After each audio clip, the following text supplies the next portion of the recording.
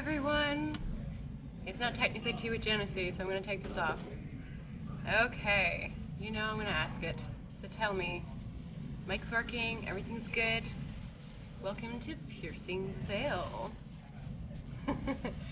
So before we do Piercing the Veil, we're going to go over the rest of the stream schedule for today so you can appear and watch the rest of the stream at your convenience. So next up, after Piercing the Veil, is going to be our contest. And following that directly will be character modeling with John, who's going to work on... Let's wait for the sirens. Okay, after that will be character modeling with John, who's going to work on heavy armor for Vikings. And immediately following that, in a series of awesomeness, will be Tidings with Tyler. He will talk about environmental things. You can ask him questions. Ah, musical.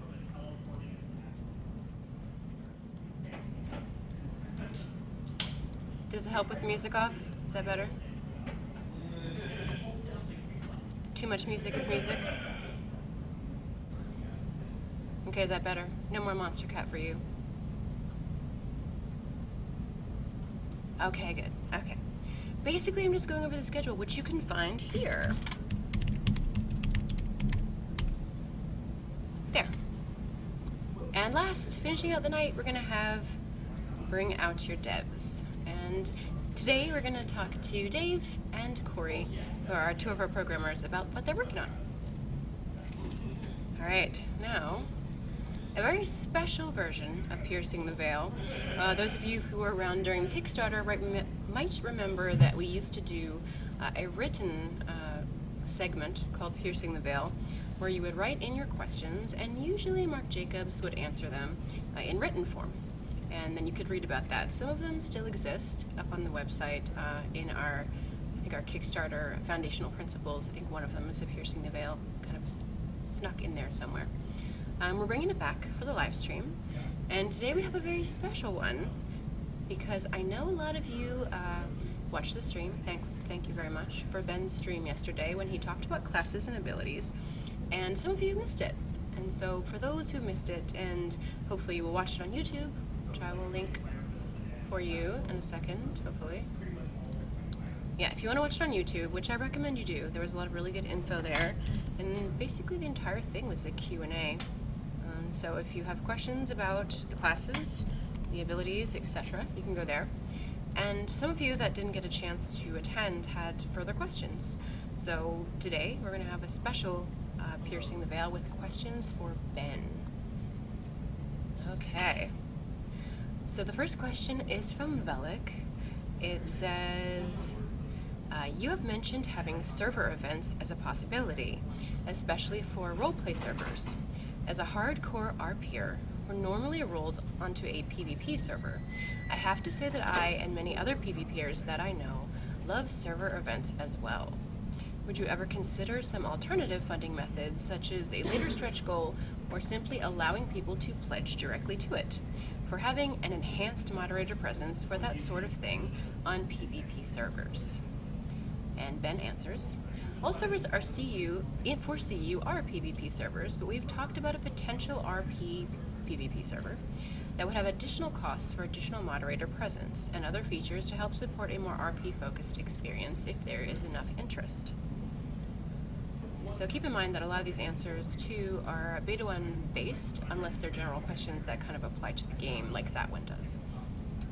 Alright, Neville Tees asks, due to concerns past or recent alike about creating a character and later on realizing you didn't know a key piece of information which could cause you to recreate a character, could we have examples of the type of information that would be included or how it will be laid out at character creation in order to allow players, new and old, to make a character based on educated choices, even if it's just something that has been tossed around the idea table, and probably many others? Be interested in hearing about what we can expect at character creation. Okay, the burden of knowledge placed upon players at the time of character creation is definitely something that we have to take into consideration. Different players create their characters based on different things, some of which are easy to convey at character creation, like theme and lore, while others are much harder, like eventual playstyle. Although we will do our best to be as informative as possible, we hope players will also create guides during late stages of testing that we can potentially even integrate into our character creation process. Okay, Blue Neko asks Ben, why do developers roll out the majority of female character models so late?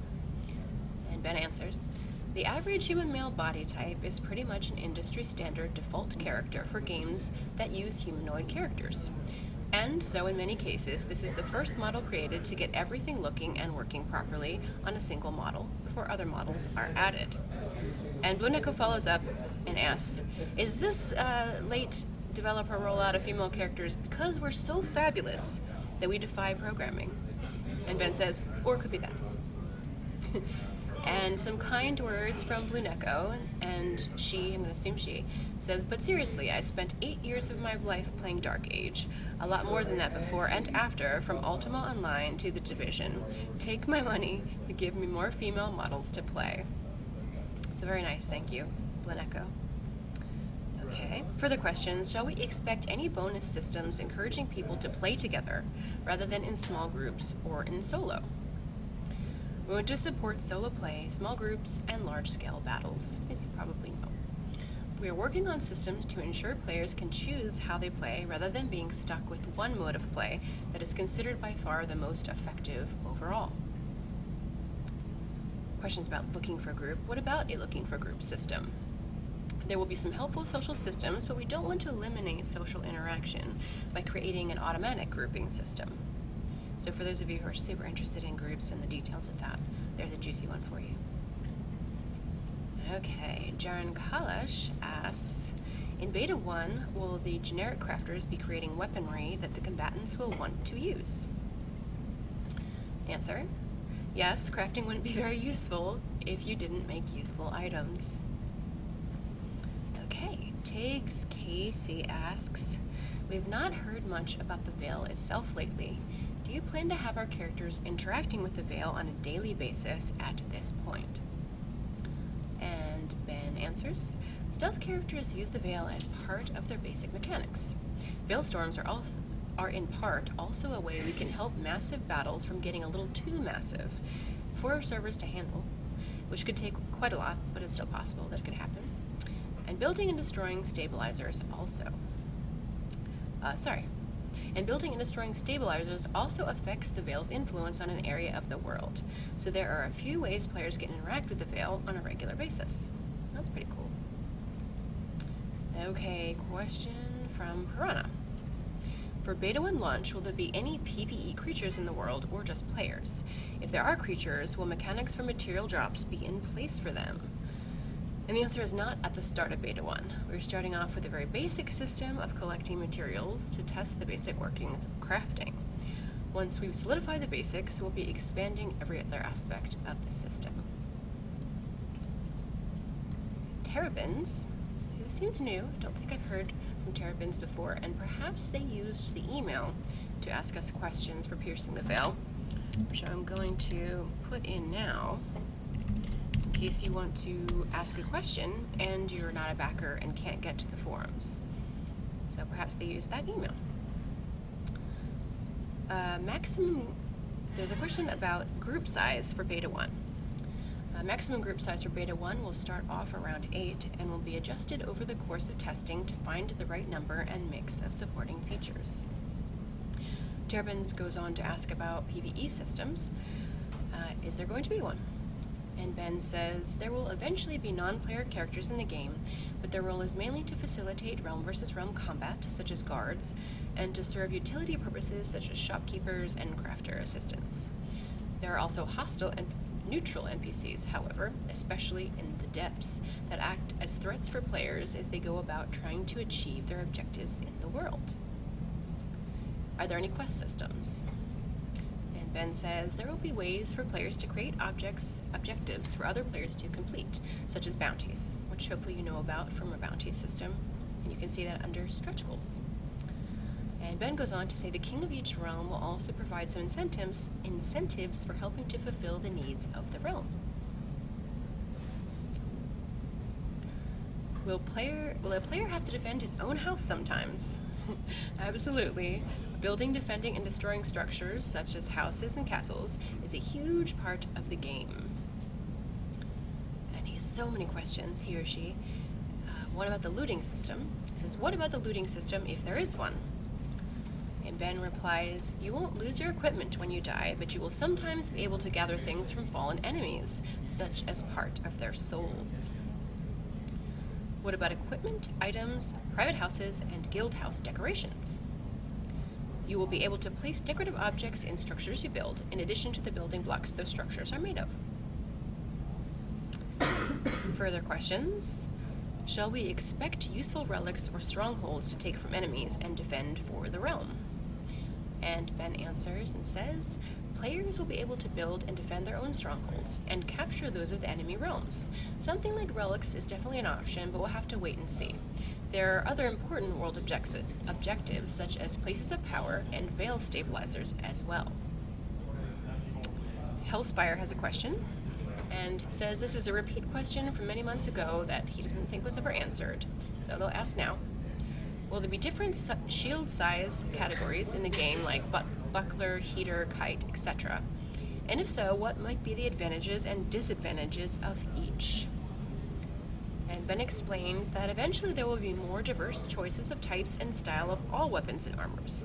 As far as stats go, shields are basically crushing weapons with low damage and high deflection rates and deflection power. Different shields would have different amounts of all their stats, including weight, encumbrance, ability preparation, and recovery times, and so on. Okay, Waldrax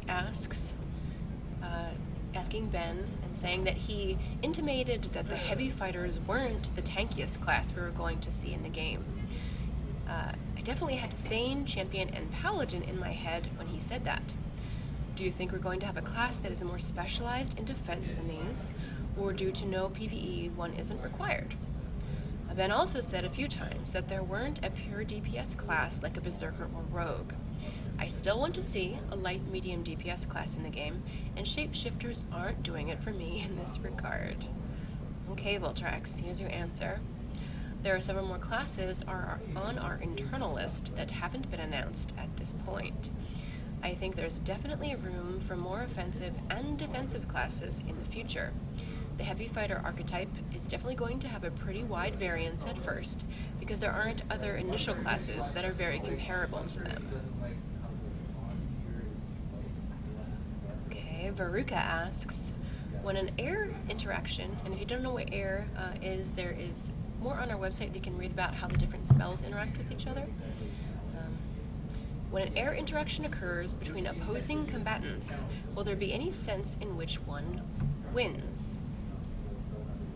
And the answer is, all abilities have a power rating as a sort of meta stat based on the values of other stats. The owner of the resultant effect of an interaction is based on the owner of the interacting effect with the greatest power value. Veruca goes on to ask, what happens with regard to damage from the resulting composite? Do both enemies suffer damage if they contact it, or only one of them, or none? And the answer from Ben is, the power of the resultant effect is based on the power consumed when multiple effects interact. Any leftover power allows the interacting effect with the greater power value to continue at a power value reduced by the power lost in the interaction. More questions on the air system. Action. Let's say, will there be any air interactions for the composites, say steam and fire, or steam and earth, steam and wind? Theoretically, everything will have an interaction result with everything else, but the tree structure of interaction logic means that there are limits to the depths of complexity. And question about components.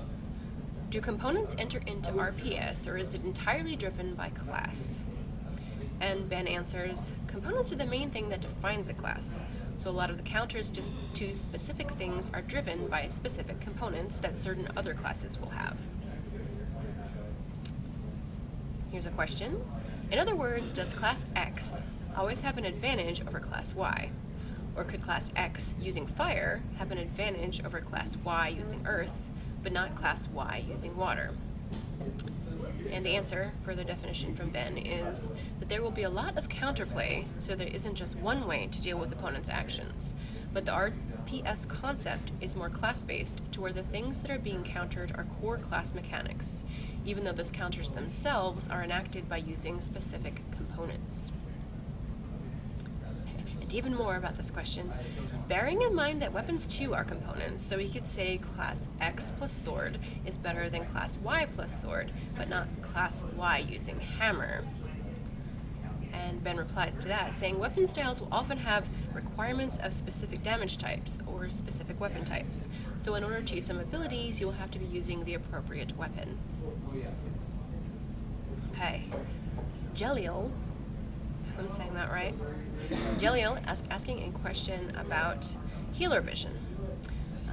Ben talked about HUD alerts and player flashing when taking damage. Is this the only visual representation and clue for the healers? And Ben says, healers will be able to see visual effects on players that can communicate what is happening to them and select a target to get additional information. Health status is a little harder to convey this way, so the idea of healer vision was to add in a world overlay to help. Further questions from Jalal. To have more depth information on the actual damage taken or status of a particular player, the only way is to select the player? The answer is selecting a target gives you the most information since we have dedicated UI elements for ally and hostile targets as well as yourself. Adding many more of these to the screen would be pretty overwhelming since they have to communicate in health and wound status for multiple body parts, resource levels, and buff and debuff effects. So we're doing our best to give as much of this information as we can to nearby players without adding it to the HUD. In a detailed UI party, with body parts, health status, trauma, wounds still considered out of the question. Is the detailed UI with those things, the body parts, the health, the status, the trauma, the wounds, considered out of the question for us? And the answer is, from Ben, we will be starting with HUD elements showing detailed status for group members, because a lot of the information we eventually want to convey better through visual effects, animations, etc. won't be ready until the start of Beta 1, but this is something that will evolve over time. The goal, though, is to give players the information they need to make informed decisions while not obstructing visibility or overly abstracting gameplay via HUD elements. This is something that's going to take some iteration, so we're far from the final answer at this point. Latuin, I'm not sure if it's Jeliel. It's spelled Jeliel, so I'm just saying it Jeliel, like Kellel, but I could be wrong. Okay, further questions from perhaps Jeliel.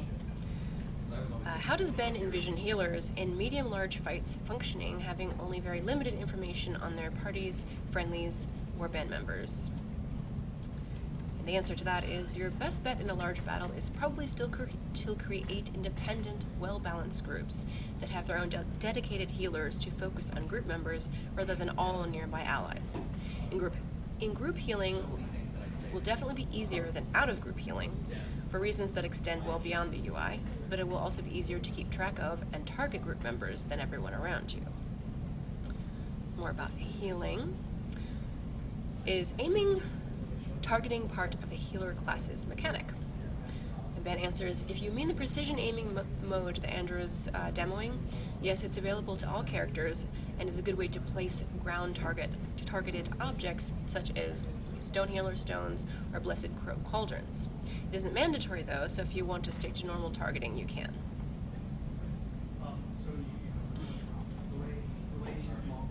Jeliel is now commenting. Okay, more questions. Astalante asks, how will the stun work for the heavy class fighter? I mean, like in Dark Age, heavy tanks gotta slam with a shield. The answer to that is offensive shield abilities tend to focus more on disruption and short knockback, as well as soft control, like temporary speed ability or movement speed reduction, creating the same type of timing without the hard control lockdown. Foggy asks, I imagine that the development and designing process can be more difficult to manage than most imagine. What techniques do you use to stay focused? So Ben, is giving you his answer here for that on his focusing techniques. And he says the hardest part is actually jumping back and forth between different things rather than staying focused on just one thing. It is easy to work solidly on something for several hours uninterrupted and not even realize how it got to be so late in the day. But it's much more challenging to have a quick meeting about one system, work in an editor on something for a while, and write up a document about something else, all back to back, to get other people what they need in order to keep working.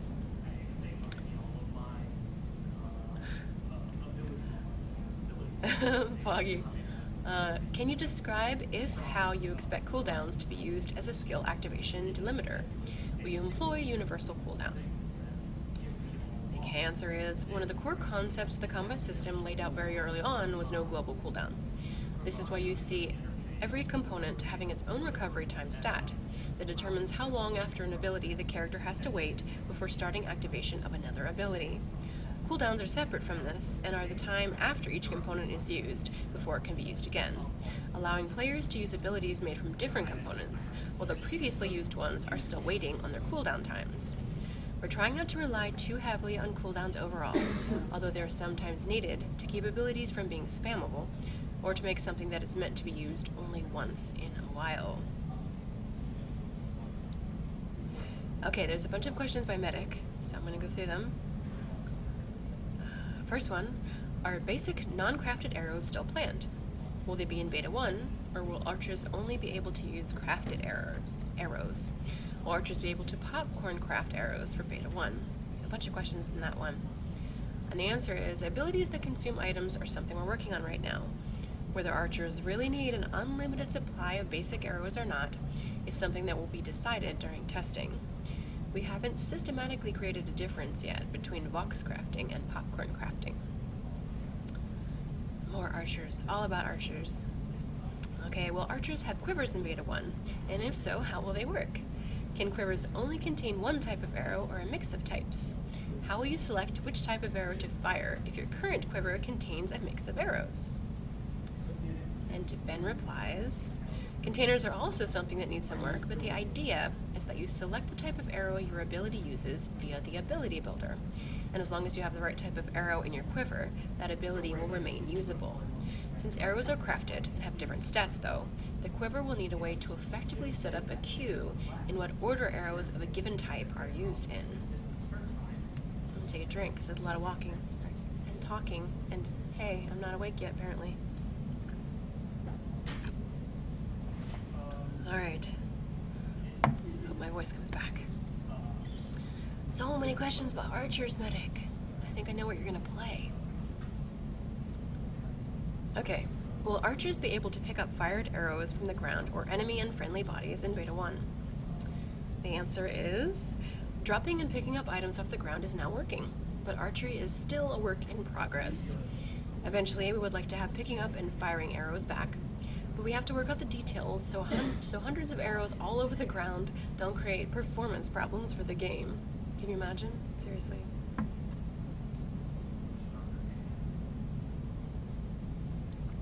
Okay. Will archer camouflage in Beta 1 require camo armor? Does camo armor use just one slot item, or would you need to have camo armor of the appropriate type for the terrain in every slot? The answer is, camouflage probably won't be ready right at the start of Beta 1, because it depends on some larger features. Guess I've had me talking since 10:30, losing my voice.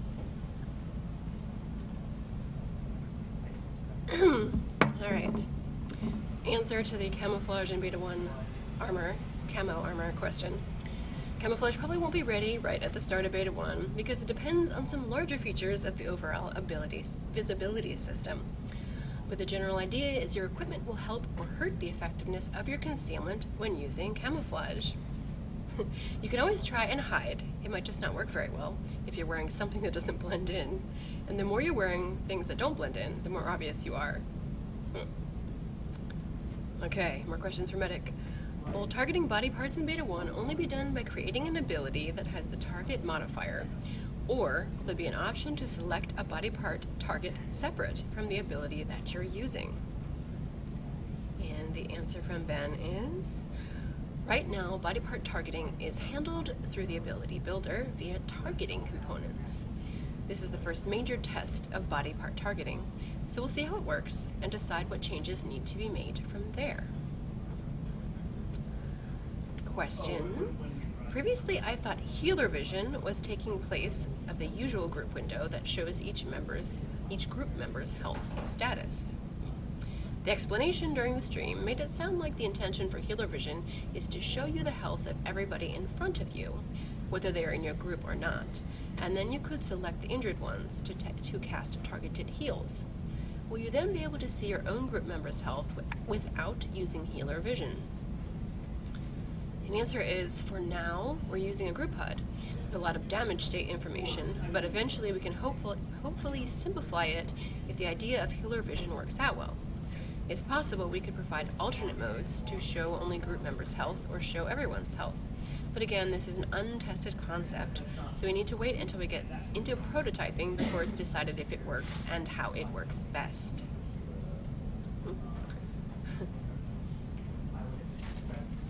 Since the past system is no longer used, will there be none of the rewards that system provided, such as cosmetic gear and boons and banes?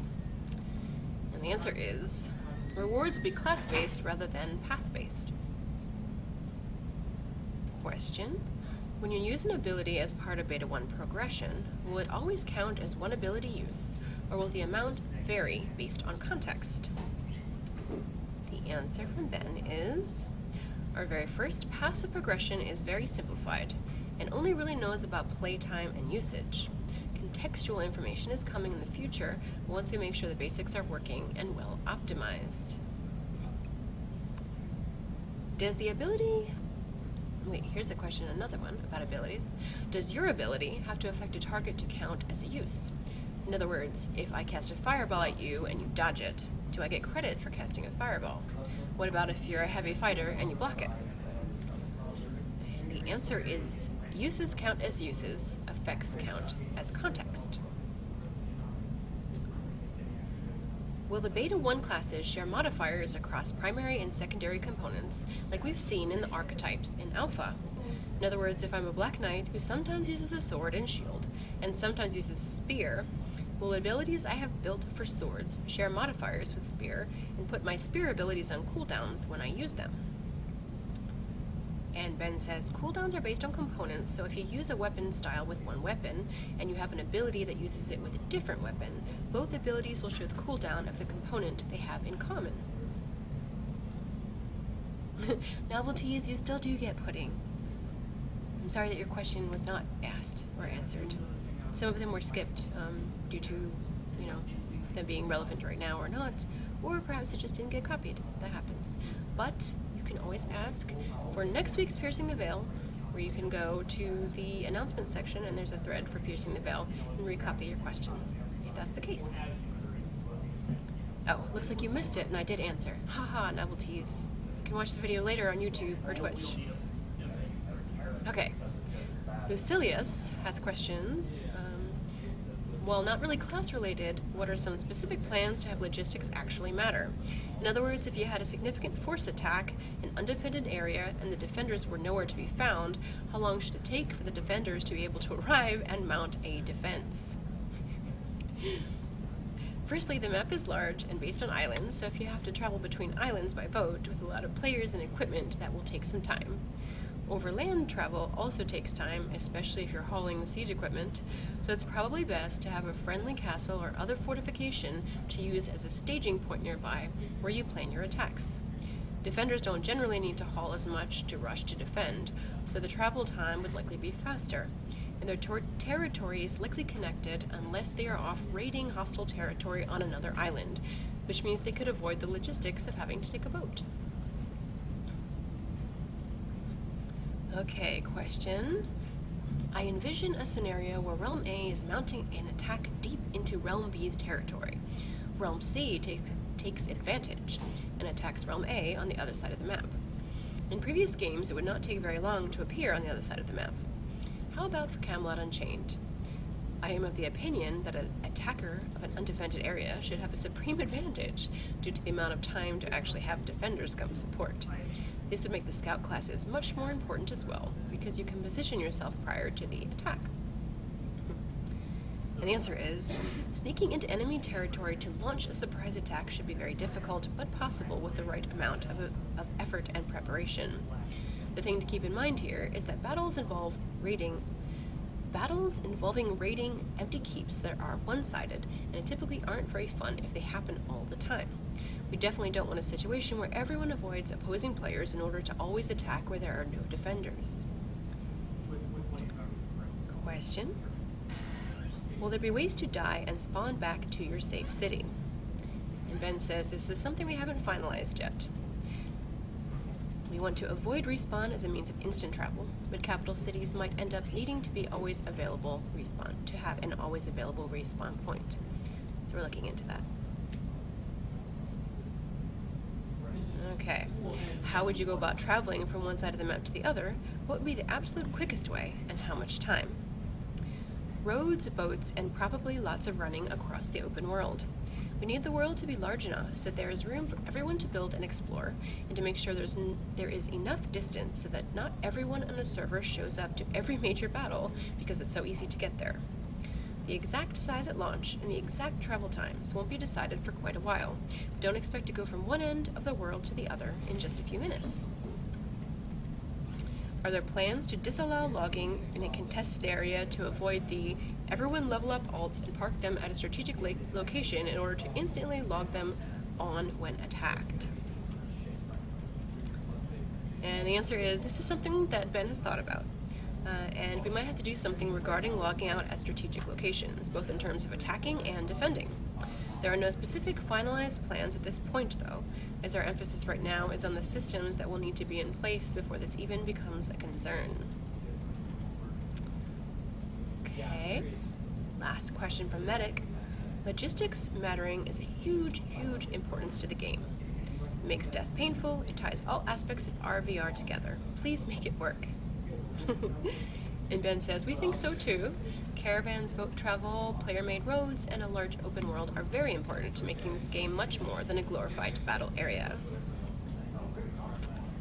And Foggy asks, he says, I didn't see all the QAs, so forgive me if this was already asked. Don't think it was. Question: it's detailed that the heavy fighters between... doesn't make so much sense. It's detailed that the heavy fighters between melee damage and a tank. Is it more pure tank planned anywhere in the future, or still up for discussion?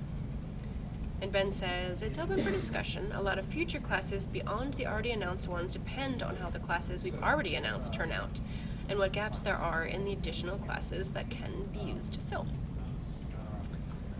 And Foggy asks, I always thought of the stealthers as filling in the light tank / fighter niche. Although it was mentioned to me that perhaps an actual light tank fighter archetype could still be on the drawing board, could you elaborate on that? And the answer is, for example, stealth assassin types are different from bloodthirsty berserker types. There's a lot of room for light fighters that don't use stealth and play in a way that isn't at all sneaky and yet is offensively focused primarily. Question: you do some really intricate work. What is the biggest challenge of designing the mechanics of each class? And Ben answers, in the beginning, the hardest part is designing synergy between mechanics and other classes that don't yet exist. Later on, it will be very obvious why certain classes need certain tools, or why sets of components are or aren't useful as they were meant to be. But when it's all on paper, and there is no way to test or try out anything, there is a lot of guesswork. And especially in a combat system like ours, where we can't draw a whole lot of comparisons to other similar games due to our damage model, server-side physics, and so on, it can be very difficult to establish a starting point. Okay, now, if you also want to ask questions for Piercing the Veil, which in this case was answered by Ben, but is often answered by Mark, you can go here to the forum, and I will give you the link. I can bring it up quickly. And you can ask your question.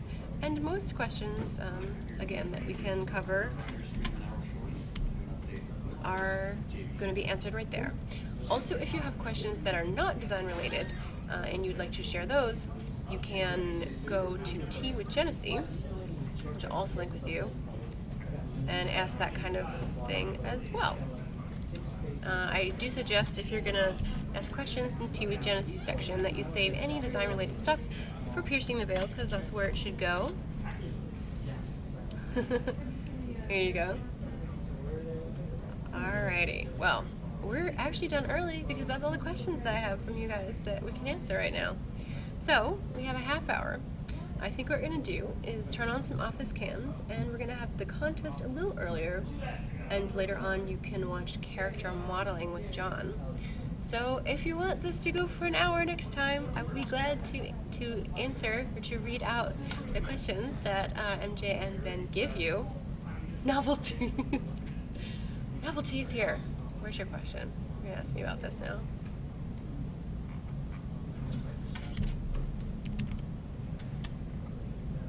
Novelties. There you go. I'm going to paste your answer in the chat because you're so disappointed. It breaks my heart that you didn't get your answer. There, novelties. Let it never be said that I gave you nothing. And again, you can watch these on YouTube, where they will be uploaded shortly, or you can watch it again on Twitch. So in the meantime, if you have more questions and want to ask, because how can you not want to ask questions from Mark or Ben? Design questions, you all post them on the forum all day long. This is your chance to directly ask. So do that, and and you can write them in there, and hopefully they'll get on to Piercing the Veil, and we'll answer them, and I can read them for you. So in the meantime, before our contest, which will be in about 20 minutes or so, we're going to turn on office cams and have you guys look at that. And we'll maybe play some games during contest time as well. So we'll see. We might have something special for you later. So hang out. I will turn on Monster Cat, so you're not alone. And watch.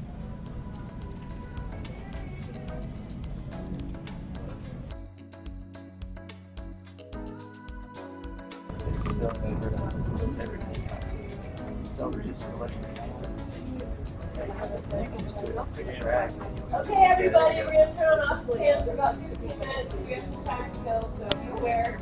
It might be heard. We have to kill people? What? Yes, we have to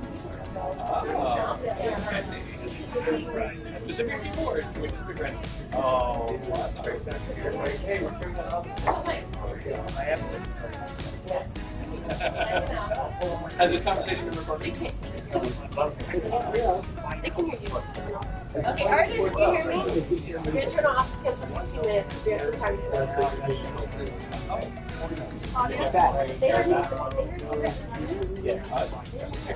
Oh, I can play the hunter awesome. Get on Twitch. She means me.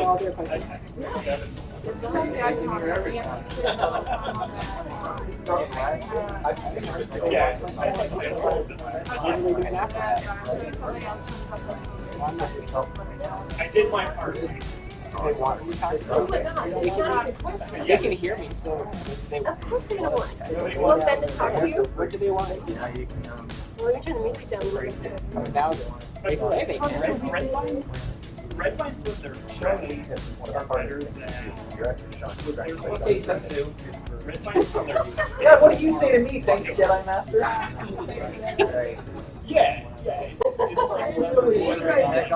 Okay, guys, do you want to hear Ben answer questions in person? Do you want a Q&A? Are we Ben? gonna talk to the camera? Yeah, like you No, I'm Ben over here. This is my desk. It's my Ben cam. Ben cam? Do you want Ben cam? I had a friend in so that yeah. Cheese and whatever. You want Ben cam? They like the fan. You got wife, you don't have to. We can ask you.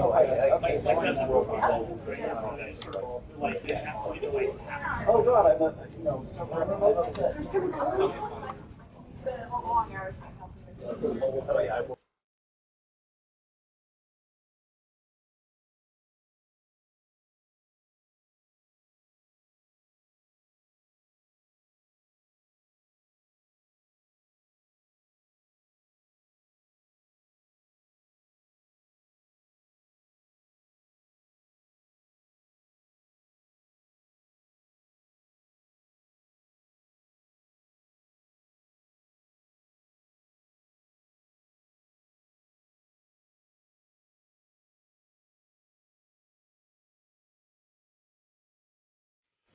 Okay, Ben is here, and since we have Ben, it seems to make a lot of sense that we should probably have Ben answer some of your questions. So you guys want to hear some answers from Ben? Turn the music down. No music for Ben? Okay. Is that better? You can hear now without the music? Better? I don't know what a couch pod is, but I'm on A couch pot? Oh, you're reading now? couch pod. Oh, I don't know. Okay. Do you want questions? Should you ask questions of Ben? Okay. Well, I don't know if we want to answer guild questions. Do you want to answer guild questions yet? That seems like an advanced question. Yeah, we're still working on guilds. There's quite a lot we want to do with social systems that's not going to start off in beta 1 here. Okay. Uldivic asks, how do you envision crafter storage for materials? Oh, okay. So you're going to have to go out and gather your materials from various things if you're mining, if you're chopping down trees, whatever. And then you'll have to haul that back somewhere to what we're talking about is like, you know, either you're going to put it in your house or you're going to actually build like a storage facility or like a warehouse sort of a thing. But things actually have to have a physical existence. We're not trying to abstract that too much to the point where, you know, you sort of have an infinite bank space and things disappear from the world and you can just walk somewhere else and pull it out of your bank there, so it kind of instantly teleports to wherever you are. So you'll actually have to get things from place to place, and hauling them through caravans and attacking caravans and things is all going to be sort of an important part of getting things around and moving through the world of the game. Ben can. Right there for Ben. Okay. Okay. Are there any other air examples but water and fire equals steam? Any other air examples? So right now we've done a sort of like lava explosion when you hit a rock or an earth thing with a fire thing. There was supposed to be a mud made of having earth and water interact, but there's sort of an issue with having things like pool on the ground and actually align to terrain and stuff. So there are more interactions that are sort of set up that don't have their full functionality incorporated into the client at present. But eventually, once you see like all of these different classes, all the different example components that you can look at on the website there for the different classes, you'll actually be able to get interactions for all of that stuff and for more stuff that isn't on that list. So there will be a lot of different interactions for how, you know, well, how does chaos and fire interact? Well, that will be fun. We'll get to that later. Okay, Vesser asks, will resist be able to build up over time like other stats based on how much they are being used? Like resists are properties of armor, so it's not like a stat on your character, and it's not in like the primary stat list, which are stats that actually change over time. So that's primarily something that you'll get out of the crafting system when you get into, well, what does my armor say that I have for my fire resistance or something, and that's the way that sort of goes. Bevy Gaming wants to know, will we be able to share abilities created in the builder with others? Sorry, that's been asked before. I don't know if that'll actually be a thing that we do. It would be kind of, there's a lot of interesting things happening in this today. It would be fun if you could do that. You can theoretically use the UI to do that, because the UI is moddable and the ability builder is part of the UI. So if you made a file exchange thing through that, it's technically a possibility. But more likely what people will do, and what I sort of expect them to do, is just to write down their combinations and say, like, component this, component this, component this is an ability. Just sort of the way you do like talent tree builders and stuff from other games, right? So I sort of expect that to be a lot of the way that goes. Will the Mjolnir be capable of building a build that completely ignores hammers and still be viable? I think so. I mean, that's kind of the idea of him, so we don't want to specifically limit anybody to being a one item sort of a character, but he has a lot more hammer dependency than I think almost any of the other classes.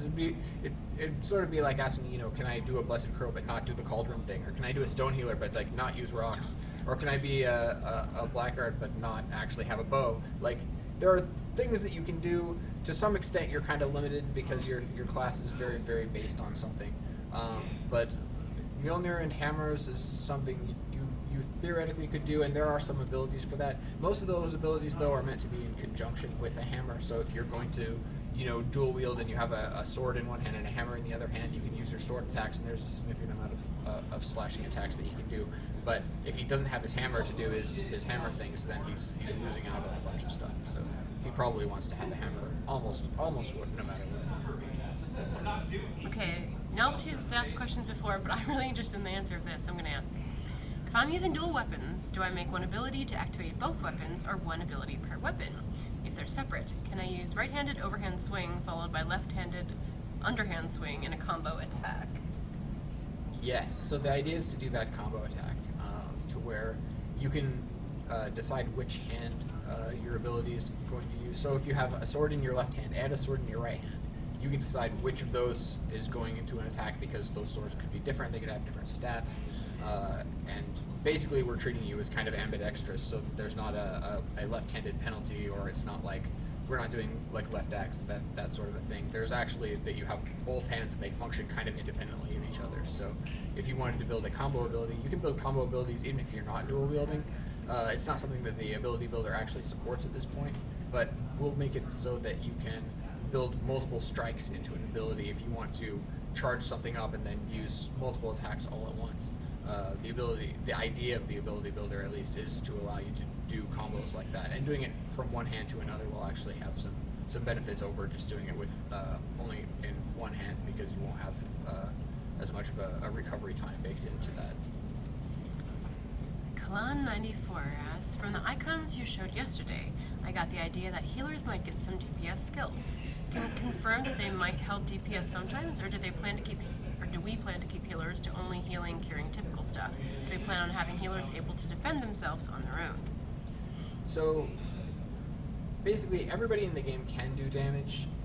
It's just that healer damage is not comparable to anybody else, basically. So they're going to have kind of not be very effective in that route. What they are able to do is do a bit of sort of control-y type effects. They're able to do some things to kind of defend themselves. I mean, obviously they're very good at protecting other people, right? So it's not just healing, but there are barriers and there are buffs and there are other things, and they can apply some of that stuff to themselves as well. Healers are meant to be pretty hard to kill and very easy to disrupt, so you can actually prevent them from being effective, but it's kind of hard to actually kill them off and get them completely out of the fight, so you kind of have to dedicate some effort to disturbing them enough to where they're bothered and can't just like stand in free heal and keep everybody alive. Aldovik, I don't want to ask Ben that question, but I will say that we talked about it in the office once for several hours, and I believe that was the inspiration for the Wisp. MG got very excited about that idea, so I'm not going to answer the question or ask him the question, but there you go. Okay, Sanglet asks, during class reviews where you showed the components that make an ability, I heard several times about training and having to master a component before you can get another. Does that mean one in each type of component, or only one component at a time? Will I be able to work on, say, Flight Arrow and a stance, or just Flight Arrow? Right now, the way I've got it set up is it's one component per type. So if you have, like in your example, if you have a stance that you're working on and you have an arrow type that you're working on and being good with, those are both kind of independent of each other, so that you have multiple things kind of going at the same time. Okay, in the live stream, the empath had no weapon styles listed. Do they not have any weapon styles, or do some of the lists just currently exclude things like that? So there are some basic weapon styles. So kind of, as we said in the previous live stream, and we've said, I think, in the past before, everybody can use weapons, right? So there are some basic weapon attacks that basically everybody gets access to. He doesn't get any class-specific weapon abilities, right? So he could use a weapon and he could do a basic slashing attack, he could do a basic crushing attack, but he doesn't get anything special from his class for weapons. He is really probably the purest sort of healing-focused character that there is. He's sort of like a mage, basically, as far as his healing goes. He really focuses on his magic and stuff, so he doesn't do a whole lot else besides that. Even as far as protecting himself, he's really focused on using magic for basically all of his utility purposes. He's not even doing, some of the slightly disabling and controlling melee attacks that some of the other healers do, which again are primarily focused around helping them stay alive. They're not primarily focused around actually trying to kill off other people. Okay. Shu talks. We're not really answering questions on crowd control or resurrection right now, so I'm not ignoring you. I'm just skipping the question because you've kind of said that. We want to talk about that later. Miria asks, are channeled abilities possible given the generalization of the cast release approach? Are the channeling abilities possible?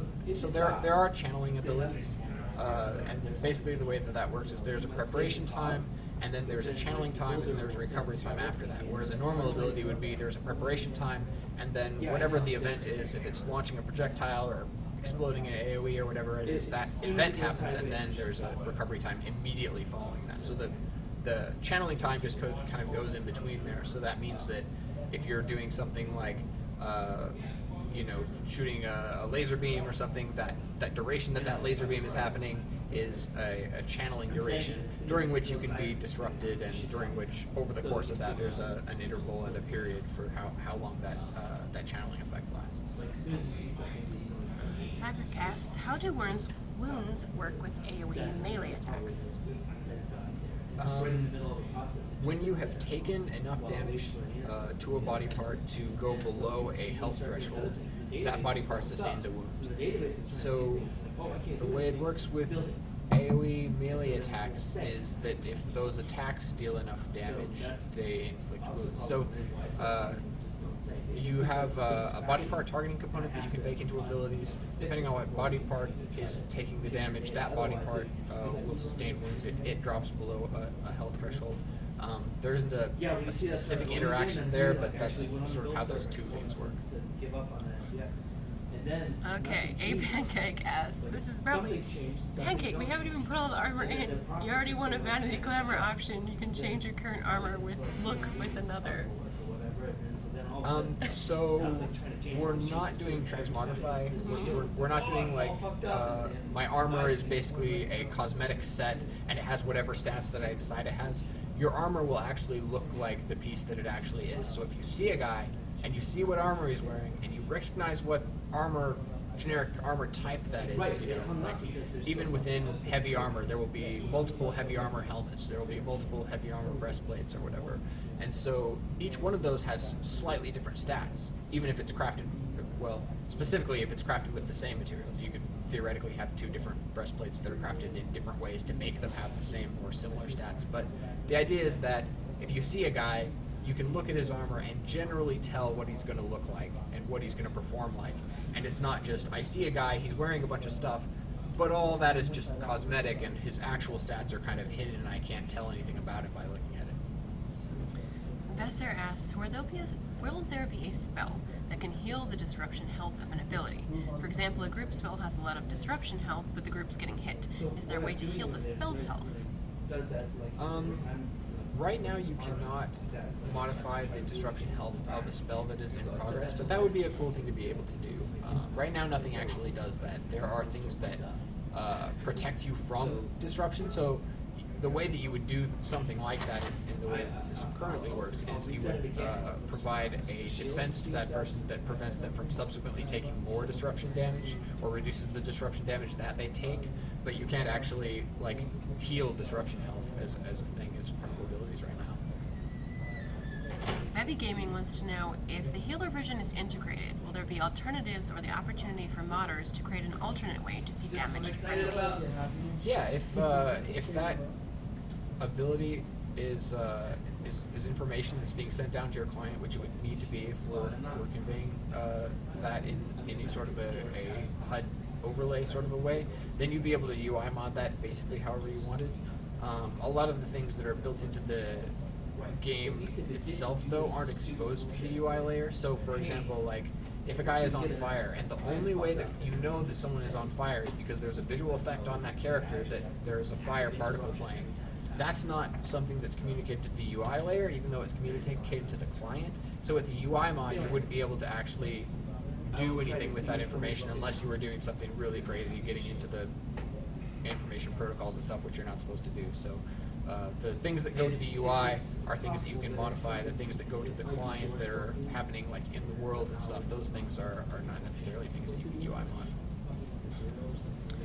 Alright, come on, 94. We'll ask this. Speed being usually very important in RVR combat. Do we plan on having more classes involving speed buffs, or is one class per realm seem like enough diversity in the game to us?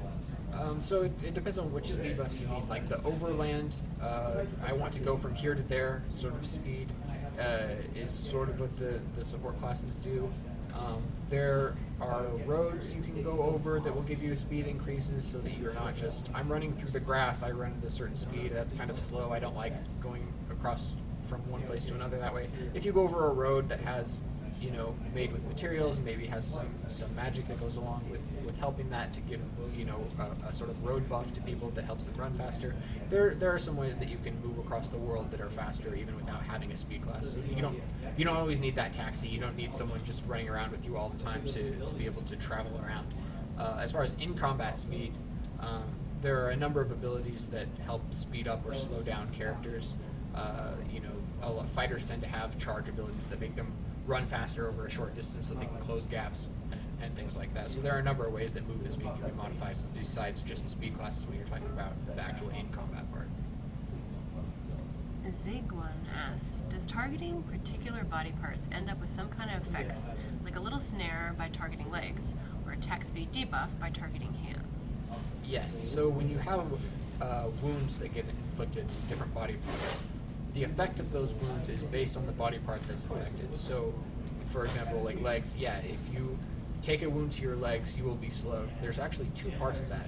One part of it is a trauma effect. When you initially sustain a wound, you get a pretty severe movement speed penalty for a pretty brief duration. So if you are running around and you take a wound, it'll slow you way down for a few seconds, and then you'll kind of speed back up. It won't be back up to as fast as you were running before because your legs are wounded effectively, but you'll be, you know, not too encumbered or not too penalized in terms of your movement speed, but you will be slowed down a little bit.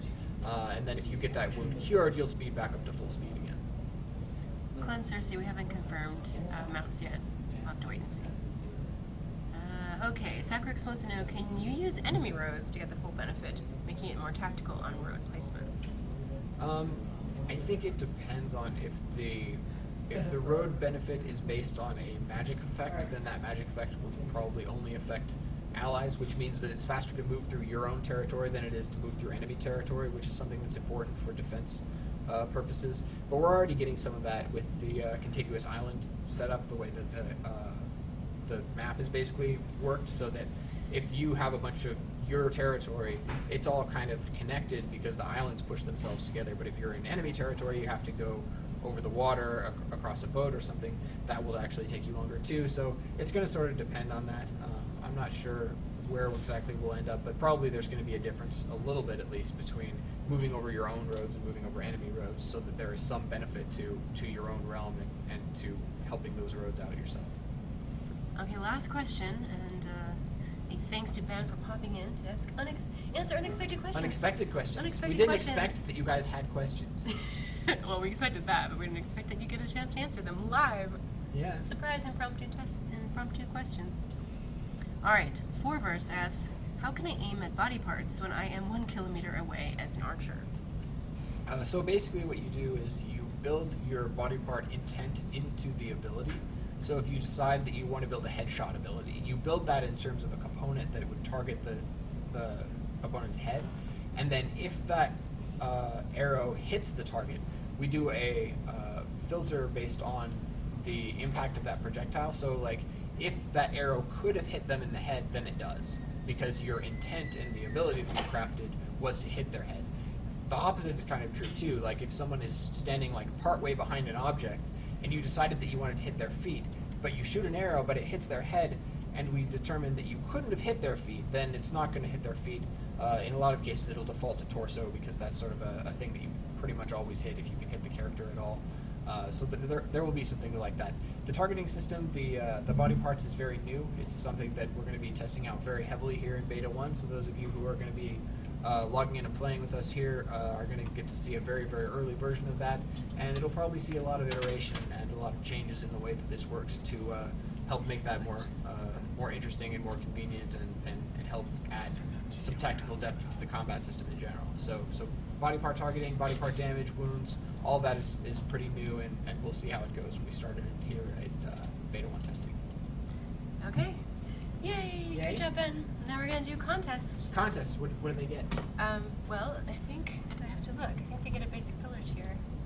But let's see. Yes, they get a basic builder tier for answering 5 lore trivia questions. Let's see. Which Lore I- trivia, that's going to be exciting. It's not 10. It's just 5. 5. 5 trivia But questions. they better be hard. Well, I don't know. Max is always challenging with his lore trivia questions. So let's see. Okay. So for the contest today, we have a option for winning a basic builder tier, which is the $35 basic builder tier. These are not too difficult questions. And that comes with Camelot Change, obviously, and a thank you from all of us at CSE. Access to the forums, in-game badge of Pioneer, special in-game title. You get the living digital manual and the welcome package, and you get a death sound. And Beta 2 access for that. Okay, so the questions, which are going to go to this email. Yes! Moobot already got it. Jenny Jones, look at you on top of things. Okay, Beta 1 Contest email right there. Beta 1 Contest at citystateentertainment.com. Now I can move this back because Ben's not here.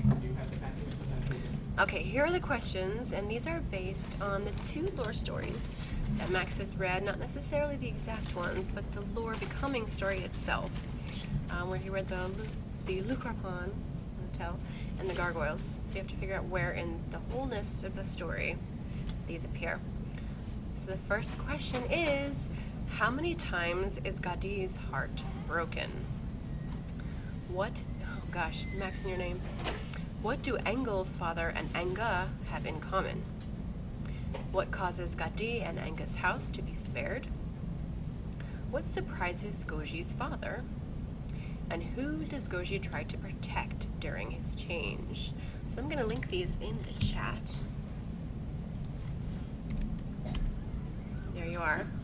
So if you want to win a basic builder tier, you need to email the contest email. If I could put it all. Okay. So everyone got the questions? How many times is Gadi's heart broken? What do Engel's father and Enga have in common? What causes Gadi and Anga's house to be spared?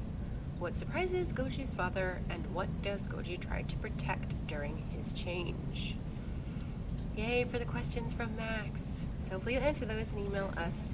And in the meantime, while we wait for the answers, one of us will die horribly. And I think you know who it is. Corey. Corey won't die horribly. It'll probably be me. Alright, so he never dies horribly. Only with style. Do you want to do Gauntlet of Death? Sure. So we'll do Gauntlet of Death. We're going back to. No, you mispronounced it again. Gauntlet of Death. That's better. Okay. Hello, everybody. There you are, right there. So, while you are trying to answer these 5 lore trivia questions and send the answers to the Beta 1 Contest email, we are going to play some Gauntlet of Death. And for this time, we are going back to map 1. Max since is you dismayed survived. that I survived. You survived the other day. You know, I don't. And so if you were Nalroth isn't here. if you participated, I know. If you participated Oh, he in is. Oh, Nalroth is here. More fool you. I have a better shot now. I don't know about that. Because if you were here during the BSC days, then you got to experience the horrific death along with Jen. Great. In the Gauntlet of Death, Map 1. And this one, map 1 is a little harder than Map 2, actually. So I think, so you won't get through, you won't survive so easily this time. As though it was so easy last time. However, the rules are the same. So we're going to get 3 items and 1 lucky break, and try to make it through the Gauntlet of Death without getting devoured by the monster. Okay. So, They're confident. yes, it's Gandalf's pipe. Or it's not Gandalf's pipe, is what I should say. So, here we go. 3 numbers 1 through 10. 3 numbers 1 through 10 for map 1. Okay. Yeah, see, I told you, Nelroth wasn't here for BSC days. Oh dear. I'll have a lucky break. Be alright. 3 numbers 1 through 10.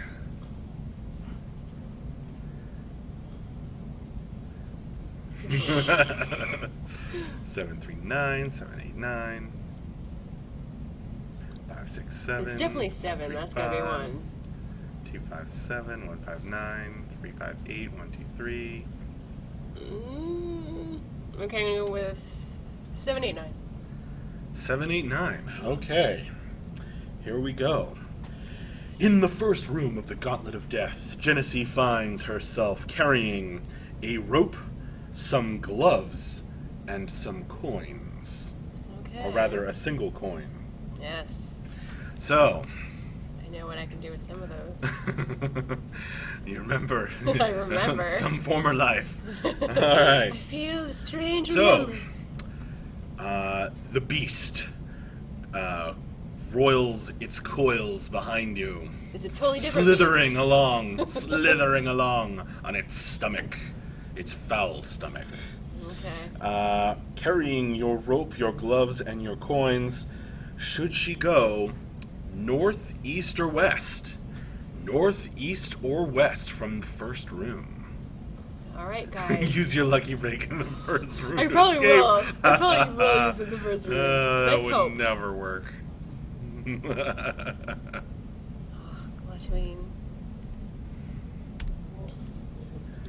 There's the questions, and you want to give them the contest, Emilian? Sure. North, east, south into the maw of the monster. No, I can't go south. We're gonna still kill me. North, east, Flip or the west. coin. That's a good idea. From us. All right. It's kind of mixed. There's a lot of similar answers to all the directions. North to the Starks. I'm seeing more east. Yeah, I'm gonna go east. Okay. You run to the east and you find a room filled with hot coals. Can I pick them up in my gloves? Are they, like, you fireproof can. Yeah. Okay, then yes. It's not going to help much. They're not fireproof. Okay. Well, you can I pick can't up. like clear you can them pick out. up a coal. I can't clear them out of the way. All right.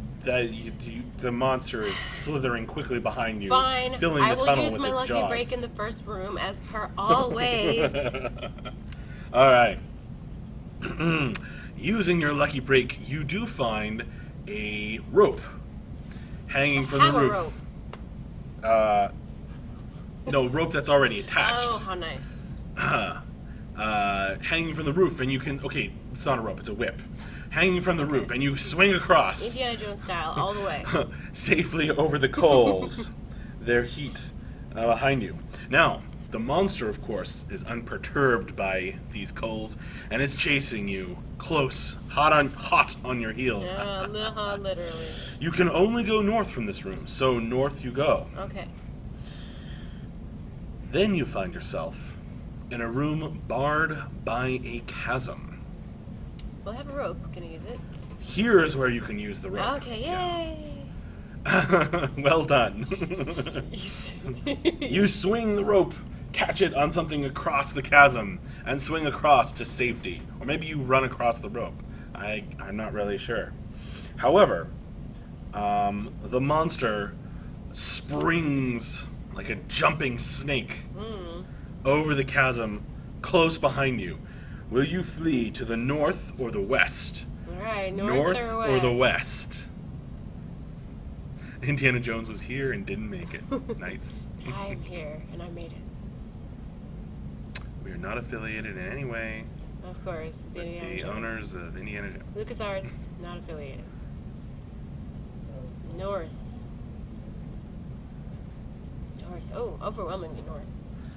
Overwhelmingly north. Okay. You run to the north.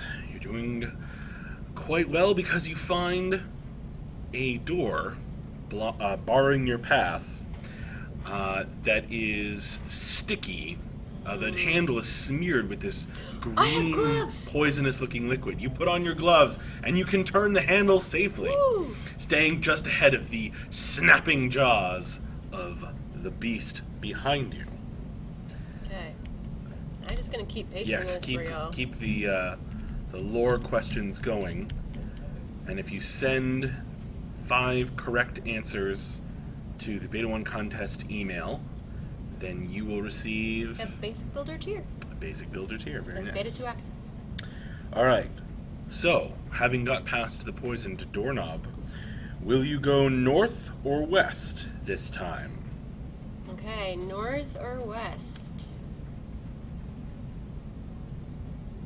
North or west?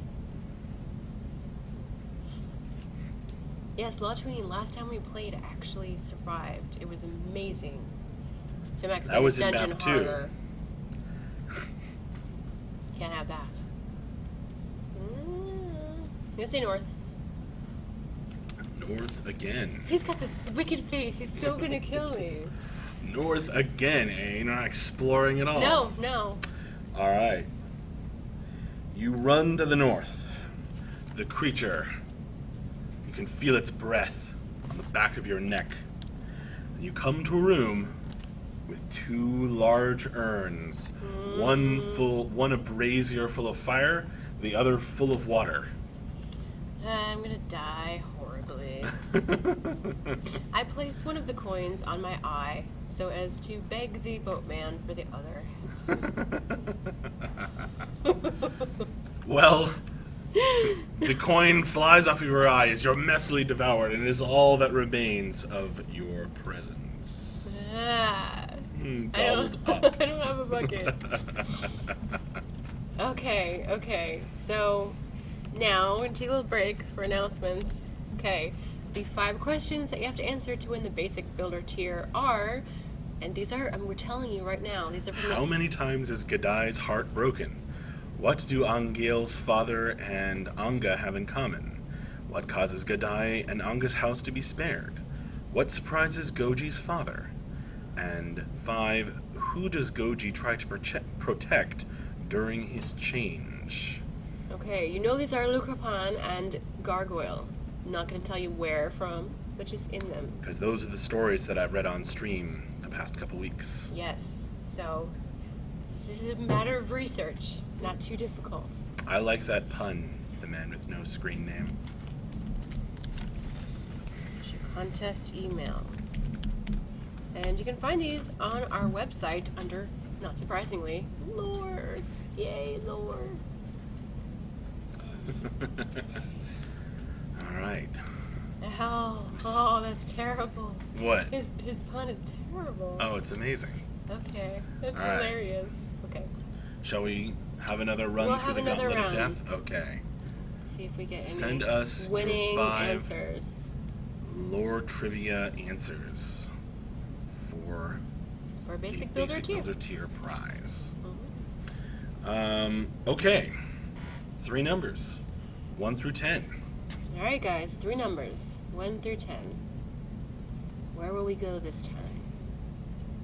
Ben is laughing. He knows I'm gonna die. She so also hard. gets 1 lucky break.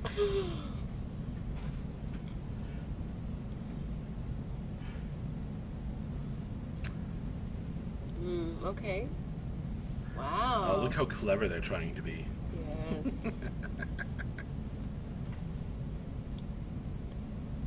I'm gonna go with 1 for sure. And an awful lot of 1, 5, and give me the last one. The most popular 3 numbers. Yeah. Well, all right. 1, 5, and 6. Okay, 1, 5, 6. You find yourself carrying a bucket, a helmet, a metal helmet, and a pair of iron-soled shoes. I have half a knight's outfit. I guess you do. Okay. Wait, They did, Latween. Scroll up. all right, 1, 5, and 6. So, should she go north, east, or west from the first room of the Gauntlet of Death? Okay, you know where I shouldn't go now. The Gauntlet of Death. Why didn't you put a bucket on my head? I have a helmet. Yeah. Stylish. 1, 5, and 6. Stylish. Okay. What are the options? North, east, or North, west? east, or west? Okay. So, where do you think? Okay. Looks like east. East it is. Back to the east. Hmm. Oh man, people are getting way too clever for this. They're doing better than usual. All right.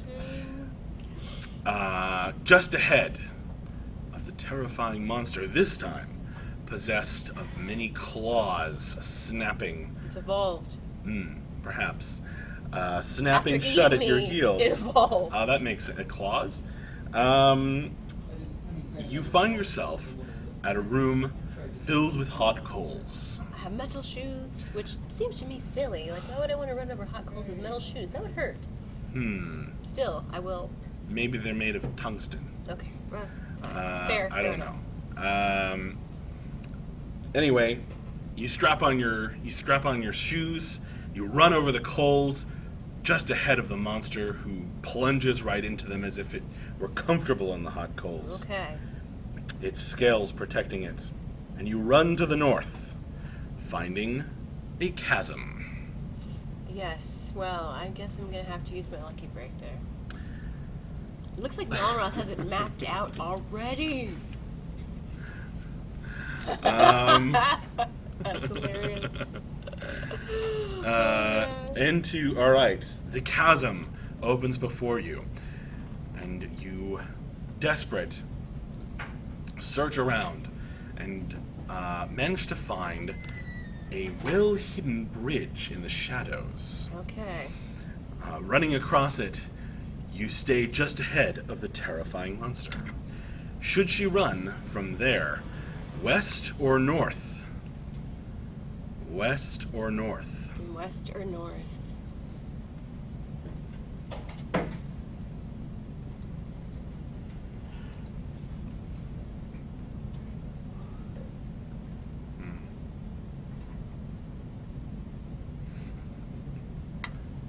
West. Completely west. Okay, west it is. West from the chasm, you run along the path just ahead of the terrifying and unspeakable horror, and find yourself at a door with a heavy lock. Alright, what do I have again? I have a helmet, and what's the other option? A bucket? You have a helmet, you've used your shoes, and a bucket. I have a helmet and a bucket. Well, that doesn't help.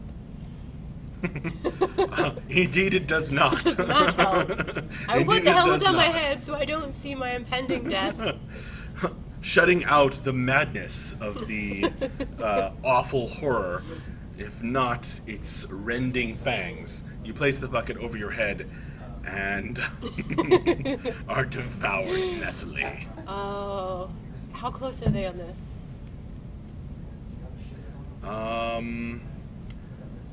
You have somebody with 2 right answers Yes, we got one. out of 5 questions. Whoops. Oh, tricky. Okay, so here are the questions. And these are from the Lucre Pond and the Gargoyle stories, which you can find in CamelotandChain.com under our community/lore section. And when you get the right answers, you can send your answers to this email, and you will win a Basic Builder tier. So it's pretty cool if you're new and you want to join the game. What do they get? Basic Builder tier. What is that? It is a Beta 2 tier. It's worth $35. Not really, but it's a $35 tier. And they get all sorts of stuff, like a special death scream. That's good. Yeah. That's probably you probably need that playing this game. You might need it.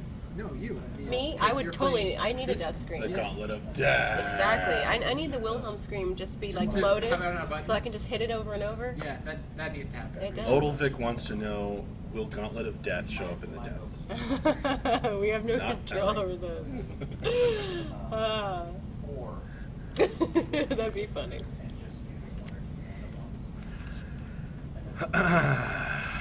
Okay. Shots fired. I said not telling. Okay. So, again, we hope you answer some of the questions here, so someone will answer them correctly and win the Basic Builder tier for Beta 2. Lore Trivia. Lore Camelot Trivia. Unchained Lore Trivia. Yes. Send your answers to Contest email. Beta 1 contest email. Yes. There. Send your answers there.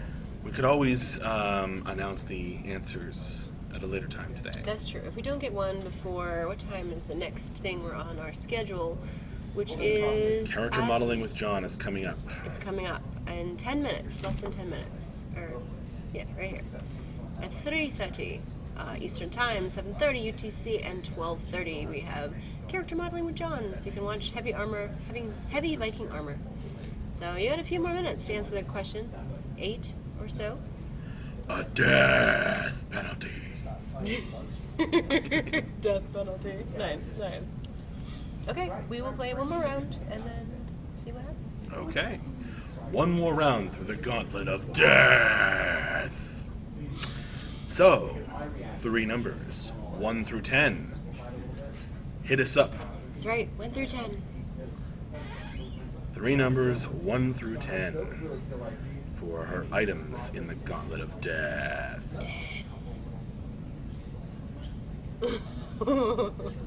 So much death. So much. They just like you said Indeed. death. Yeah, Moth, that's about right. Oh. Okay. No, it's a lot of 9s. I gotta go with 9. I know you want me to all do. I need 3 items, not 3 9s. Okay, 9, 6, and 2 people said 2, 3, 4. yeah, that's a good one. And I see more 2s. Let's take 2 then. Okay. 2, 6, 9. All right. You find yourself in the first chamber of the Gauntlet of Death, carrying a feather, a pair of heavy shoes, and a coin. Okay. Wow, that's pretty unfamiliar, except heavy shoes. But I don't think I have an option once I leave that room of fire. 269. Okay. So, should she run to the north, the east, or the west? You know how this works. No, Ross. Just gonna declare it right there. North, east, or west this time, to stay ahead of the terrifying monster. Right. And there's the lore questions, the lore trivia questions once more.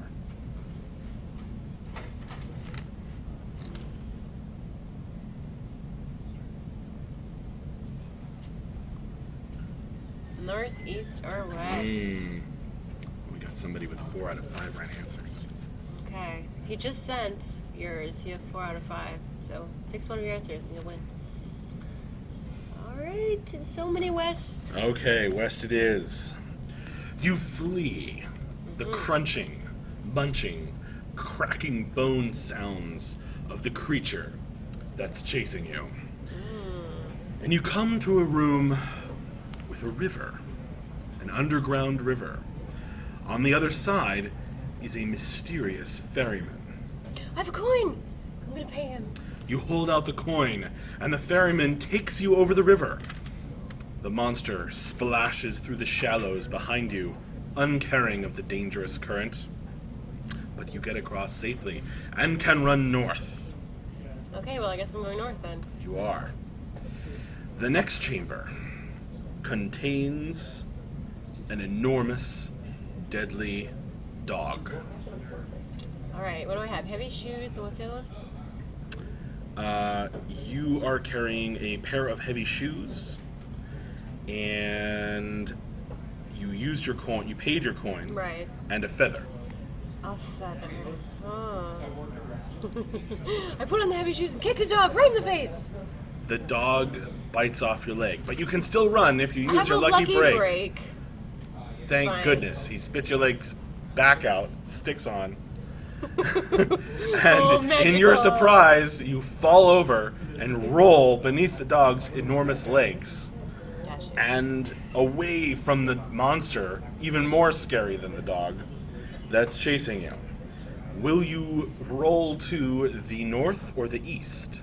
North or The east? north or the east? Nope. Nope. So many close lore Nobody's questions. gotten that one. Aha. That one got Is it all? it. Aha. We have a winner. Winner! Winner to the But contest. right now, north or east? Yes, north. So much north. North. Northeast is not fair, sticky butts. North. Okay. You run north as fast as you can. And you come to a chamber just ahead of the terrifying monster. A chamber where there is a door that is quite obviously trapped. There's a gigantic, almost comical, spiked hammer that's right above the door, Wow. ready to smash anyone who tries to open the door. Can I throw? Is it like a The pressure feather? trap? What? Is it pressure trap or what kind of trap is it? Probably pressure. Okay.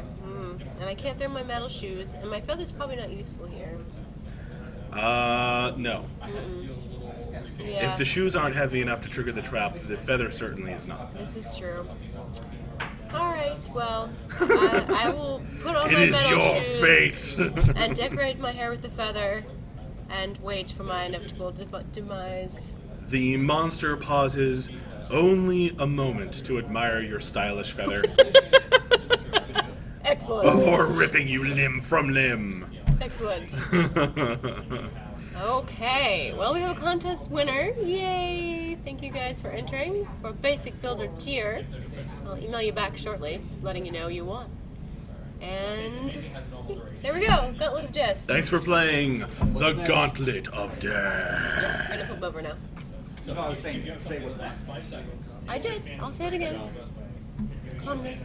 Okay, so in 1 minute, we're gonna flip over to character modeling with John, where you can find some heavy Viking armor that he's gonna work on today. 3D character modeling with John. And following that is Tidings with Tyler, which will be at 5:30 Eastern, 9:30 UTC, and 2:30 Pacific time. So hang out here, refresh, and John's gonna... Hold on 1 sec, since you're talking about times, and I'm going to send an update out. We're going to put discussion with JB at 4:30 Ooh. to review some of the new Patcher stuff that we've had a lot of people testing and is totally awesome, and we're really excited to show off. So we're going to have John for an hour, and then we're going to switch over to JB, and I'm going to send out that update in about 2 minutes to everybody else. Okay. But if you've missed any of the updates for the Patcher that went out today, and maybe you're not at home, able to check it out, then jump on the stream at 4:30 and we'll be talking about it and showing it off. Yep. That's it. Okay, so special surprise stream with JB today at 4:30, which will be in exactly an hour. So we'll go to John, you can see some art, and JB. Thanks, guys.